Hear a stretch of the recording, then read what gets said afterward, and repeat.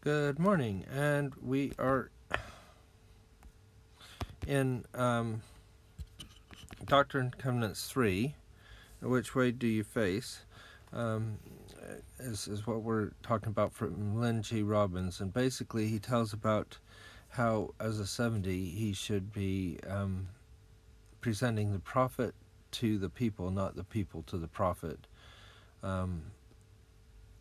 And then he goes on to the first and second great commandment. Trying to please others before pleasing God is inverting the first and second great commandments. I just want to share just a little bit. This part here talks about Joseph Smith at a youthful age of 22. Even Joseph Smith forgot which way he faced. He repeatedly importuned the Lord to allow Martin Harris to borrow the 116 pages. Perhaps Joseph wanted to show gratitude to Martin for his support. We know that Joseph was extremely anxious for other eyewitnesses to stand with him against the distressing falsehoods and lies being spread about him. Whatever Joseph's reasons were, or as justified as they may appear, the Lord did not excuse them sharply rebuked him. How oft have you transgressed and have gone in the persuasions of men? For behold, you should not have feared man more than God. This poignant experience helped Joseph remember forever after which way he faced. Now, I kind of have a twist on that from last General Conference that I was just reading, and that is from Elder Ulysses Soares.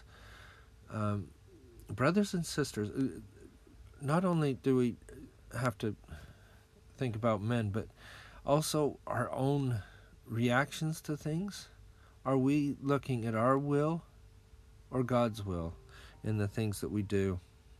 And Elder Soares says, brothers and sisters, as you can see, acting on these mental gymnastics that what works for me versus what always pleases the Lord is not a new trend that is unique to our day. It is an age-old mentality that has crossed the centuries and often blinds the wise in their own eyes and confuses and exhausts many of God's children.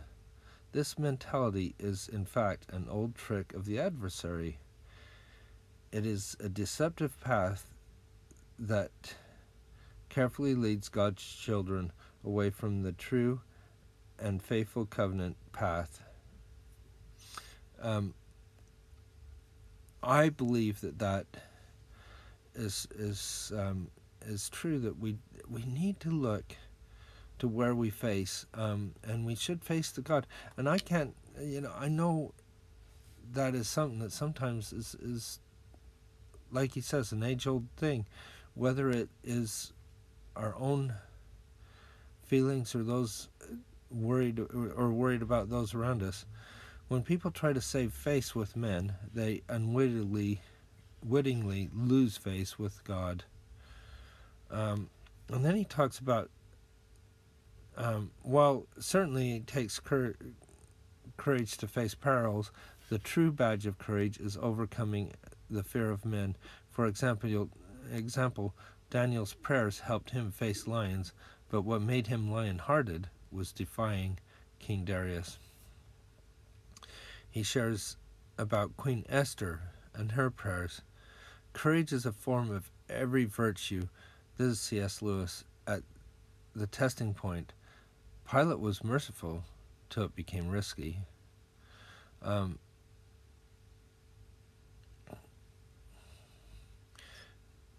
And he talks about King Herod. He talks about King Noah. King Noah was ready to free Abinadi until the peer pressure from his wicked priests caused him to waver. King Saul disobeyed the word of the Lord, keeping the spoils of war because of the fear of the people. So he gives all these things, and then he gives these. First, there was Mormon.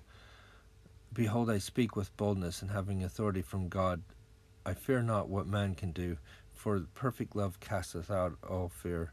Nephi, wherefore these things which are the things which are pleasing to the world I do not write, but the things that are pleasing to God, unto those who are not of the world.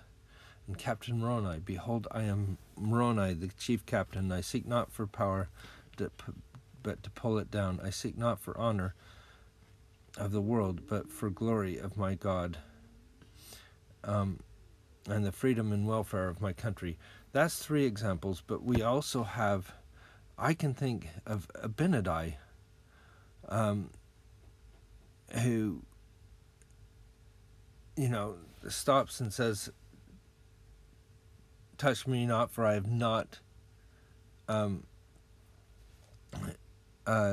delivered that which the Lord wishes me to deliver. We didn't mention Samuel the Lamanite, who had arrows and stones thrown at him. We didn't mention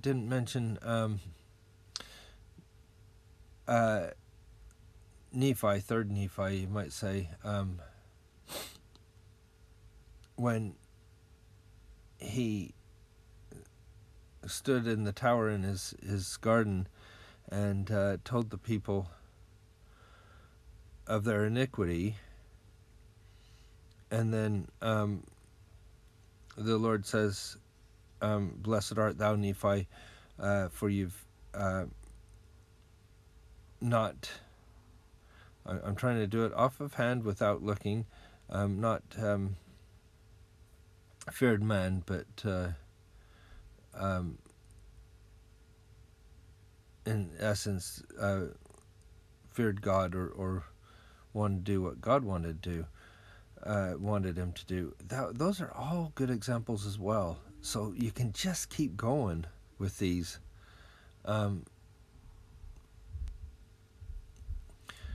Moroni had such great courage, this is Captain Moroni, in remembering the way he faced, that it is said of him, if all men had been and were ever would be like unto Moroni, behold, the very powers of hell would have shaken forever. Yea, the devil would never have power over the hearts of the children of men. I think I'm going to leave it there today, just because of time restraints on me, but I think it's also a great place to end. Could you imagine if we could all face towards Christ and be more like Moroni, or better yet, be more like Christ and face Christ? That is what I think we should strive for. So let's look at how we can turn our will to God's will. And I hope you have a wonderful day, and we'll see you tomorrow.